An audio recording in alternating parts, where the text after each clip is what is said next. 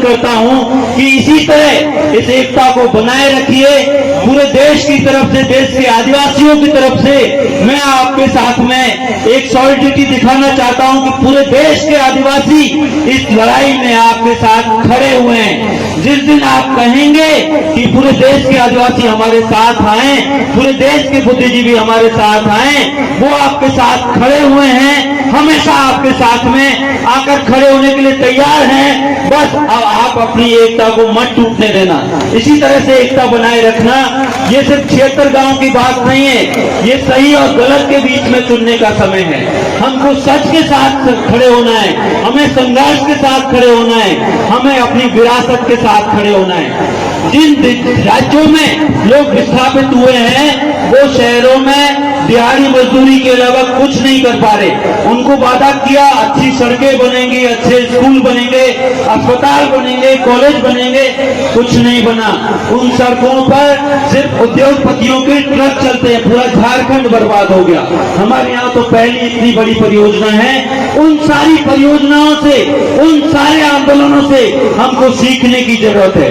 इसमें सबको साथ खड़े होने की जरूरत है। और ये बहुत अच्छा किया आपने कि राजनीति से इसको दूर रखा है, क्योंकि कुछ लोग इस आंदोलन में अवसर तलाशेंगे, अपनी भविष्य की राजनीति तलाशेंगे। ऐसे लोगों को आपने दूर रखा है, बहुत अच्छा किया है। ये जनता का आंदोलन है और जब तक जनता का आंदोलन रहेगा, मैं दावे के साथ कह सकता हूं कि आप सब लोग सफल होंगे। कोई एक ईंट भी वहां पर नहीं लगा पाएगा। आपने मुझे इसमें शामिल होने का मौका दिया, बहुत बहुत धन्यवाद। आप सारे के सारे लोग जिस जज्बे के साथ जिस आंदोलन के लिए तो सरकार ने, चाहे सरकार दिल्ली की हो चाहे राजस्थान की हो, उसने जो डोंगरी बांध बनाने का जो प्रस्ताव रखा है, हजारों की तादाद में, इतनी बड़ी तादाद में आप लोगों का यहाँ आना, लोकतांत्रिक तरीके से सारी बातें सुनना, इतनी बड़ी तादाद में माता और बहनों का होना, कोई भी लोकतांत्रिक सरकार, कोई भी अच्छी सरकार इतनी जनता के आने के बाद, इतने लोगों के आने के बाद डोंगरी बांध को बनाने का फैसला उनको वापस ले लेना चाहिए। और मेरी समझ से मैं सरकार में 2 बार मंत्री रहा, सरकार का काम करने का तरीका जानता हूं। यदि उनमें थोड़ी बहुत भी समझदारी है तो उनको इस फैसले से पीछे हट जाना चाहिए। जहां पर 76 गांव का मामला हो, अकेला किसान नहीं, मजदूर है, चाहे पूरे परिवार, हमारी पहचान हमारे गांव से होती है। जब हमारे गांव नहीं रहेंगे तो हमारी पहचान क्या होगी? हमारी आइडेंटिटी हमारा गांव है। तो गांव का एक ताना बाना है, उसको हम नहीं छोड़ सकते। मेरे पूर्व वक्ताओं ने जो कहा सरकार को जो पानी की योजनाएं करनी है, तो राजस्थान नहर थी जो बाद में इंदिरा नहर बनी, ऐसी कोई नहर लाके इनको जनता का समाधान पानी का करना चाहिए।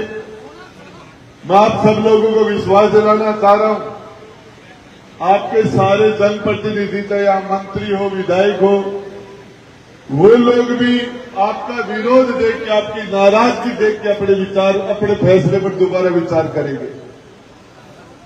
चाहे डॉक्टर किरोड़लाल जी मीणा साहब हो, चाहे आपके सांसद हो, चाहे कोई दूसरे नेता हो, अनुभवी नेता है ये, और ये जनता के मिजाज को जान जाते हैं। जनता के मिजाज के अलावा दूसरा फैसला नहीं करेंगे।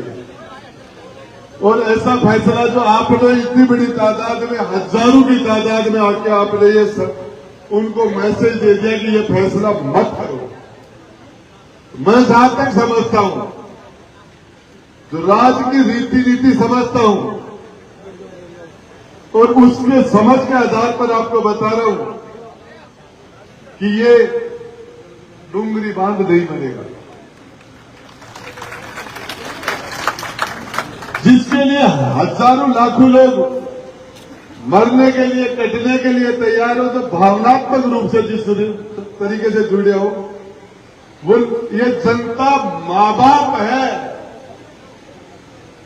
चाहे प्रधानमंत्री हो, चाहे मुख्यमंत्री हो, मंत्री हो, एमएलए, एमपी, सबको पैदा करने वाले आप हो। सरकारें आपसे बनती हैं, सरकारों को बनाने वाले आप लोग हो। ये पार्टियां आपसे हैं, आप सरकार से नहीं हो। आते हैं लोग, चले जाते हैं, सबका फैसला करने वाले लोग आप हो। और ये नेता समझते हैं, और उसके बावजूद भी जब नाश मनुष्य का आता है तो पहले विवेक हर लेता है। यदि उनका नाश आ गया है तो वह ऐसा फैसला करेंगे तो फैसला जमीन के ऊपर नहीं हो पाएगा, नहीं हो पाएगा। मैं दाएं